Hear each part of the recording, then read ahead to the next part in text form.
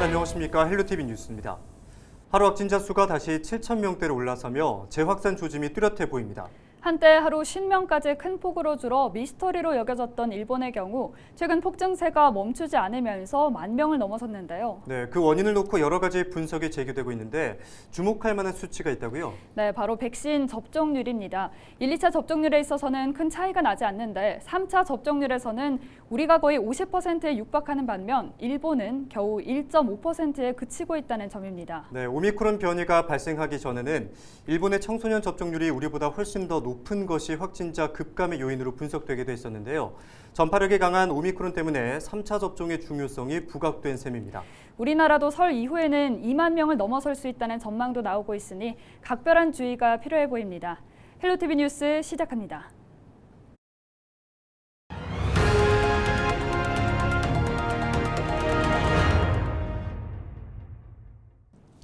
(24일) 영시 기준 코로나19 신규 확진자는 대구가 479명, 경북이 234명입니다.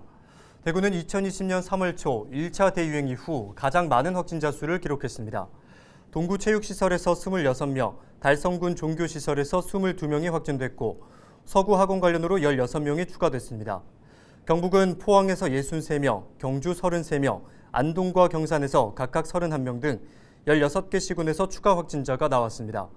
오미크론 변이 감염자는 대구 30명, 경북 15명이 추가돼 누적 1,349명으로 늘었습니다. 네, 대구 지역의 신규 확진자가 사흘 연속 400명대를 기록하고 있는 가운데 대구시가 대시민 담화문을 발표하고 피해 최소화에 나섰습니다. 하루 최대 1,000명 이상 발생에 따른 단계별 대응 전략을 마련하고 오미크론 대응본부를 설치해 본격 운영에 들어갔습니다. 자세한 내용 영상으로 살펴봅니다.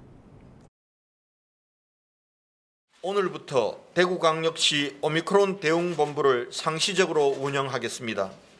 오미크론 대응본부는 행정부시장을 본부장으로 공무원들과 대구시 의사회, 감염병관리자문교수단 등으로 구성하여 오미크론 확산 대응을 총괄하고 구군, 교육청, 소방 등과 긴밀하게 소통하고 협력해 나갈 것입니다. 또한 병상 확보, 생활치료센터 운영, 재택치료 전담기관 지정, 외래진료센터와 전담약국 운영 계획을 철저히 수립하고 대구시가 보유한 모든 행정력과 의료 역량을 총동원하여 오미크론 변이 확산에 차질 없이 대응하겠습니다. 현재까지 병상은 상급 종합병원 등 6개 병원에 중증 210병상, 감염병 전담병원 5개소에 중등증 913병상을 보유하고 있으며 2월 말까지 중증 90병상, 중등증 400병상을 추가 확충하여 총 1,600여 개의 병상을 준비함으로써 1일 1,500명의 확진자가 발생하더라도 병원 치료에 공백이 없도록 하겠습니다. 또한 생활치료센터는 현재 중앙교육연수원과 현대자동차연수원 2개소 720병상을 운영하고 있으나 대구은행연수원 등 2개소를 추가 개설하여 1,000병상 이상을 확보함으로써 재택치료가 어려운 경증 환자나 고위험군 경증 환자 등의 치료에 차질이 없도록 준비하겠습니다.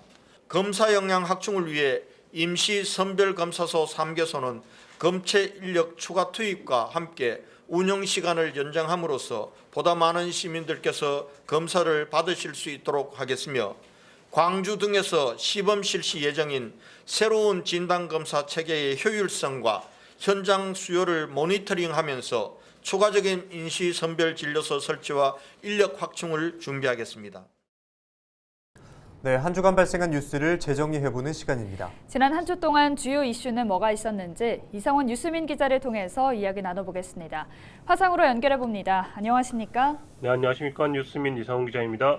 우선 지난 한 주 동안 발생한 주요 이슈부터 종합해 주시죠. 네, 첫 번째로 오미크론 우세종화에 따른 코로나19 확산 상황 살펴보고요. 이어서 제2대구의료원 타당성 용역 중간 보고 소식 짚어보겠습니다.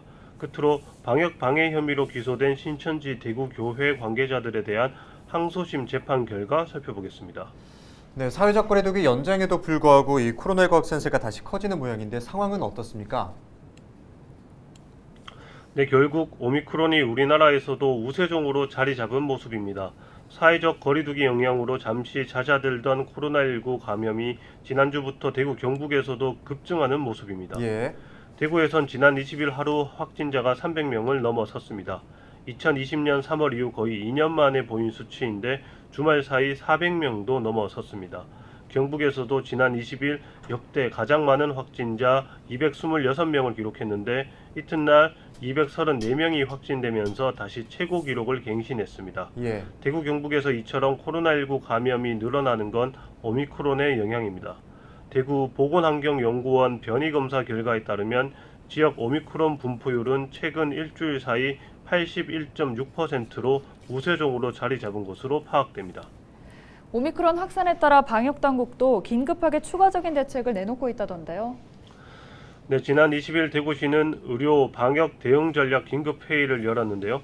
이날 회의에 참석한 전문가들은 오미크론 확산으로 중증 전환율은 낮아졌지만 경증 환자 급증에 따라 방역 정책을 동네 의원이 재택치료 환자의 상당 부분을 맡아 관리하는 방식으로 전환해야 한다고 강조했습니다. 네. 전문가들은 중증 환자가 아닌 경증 환자 중심으로 방역과 의료 정책을 전환하고 코로나19가 일상진료 체계 안으로 들어오도록 바꿔야 한다고 주문했습니다. 지역 의료기관과 의사회도 감염병 관리와 위기 대응을 위해 방역 상황을 공유하고 재택치료 의료기관 확대 및 병상 확보 등에 보다 긴밀히 협력하기로 했습니다.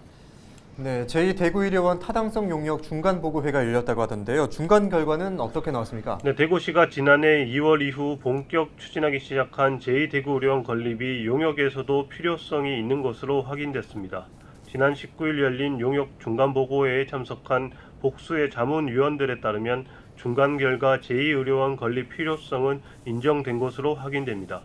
자문위원들에 따르면 중간보고회는 현재의 대구시 의료 현황을 짚으면서 새로운 공공의료원 건립 필요성이 인정된다는 의견이 제시됐습니다. 예. 다만 어디에 어느 정도 규모로 건립해야 하는지와 구체적인 내용은 담아내지 않아 자문단은 이 부분에 대한 의견을 개진했습니다.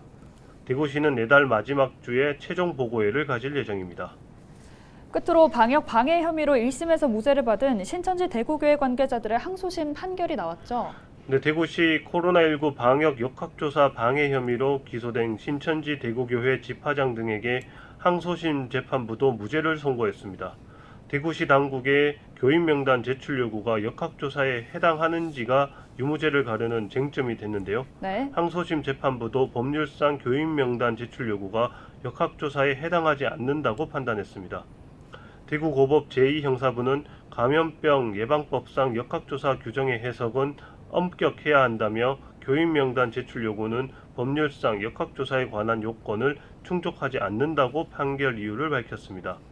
이와 별개로 대구시가 신천지 예수교회를 상대로 제기한 1,000억 원대 손해배상 소송이 지난 14일 시작됐습니다. 네, 이슈 점검은 여기까지 듣겠습니다. 지금까지 이상원 뉴스민 기자였습니다. 고맙습니다. 네, 감사합니다.